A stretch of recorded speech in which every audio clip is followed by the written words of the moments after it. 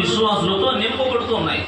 హల్లెలూయా, మంచిదే. అయితే ముఖ్యమైన ఉద్దేశం ఏంటంటే, ఎవరైతే దేవుని మాట చొప్పున నడిపించబడుతుంటారో వారే దేవుని బిడ్డలు.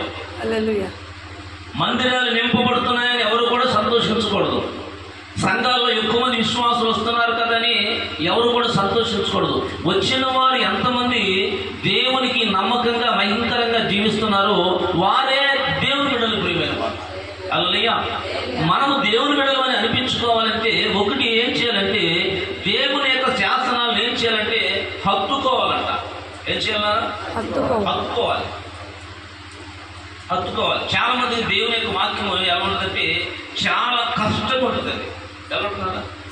చాలా కష్టమే. అన్ని లోకంలో అన్ని సులువుగా ఉంటాయి, కానీ దేవుని వాక్యం చొప్పున నడవాలనేప్పటికీ ఎలా ఉంటుందంటే చాలా కష్టం ఉంది.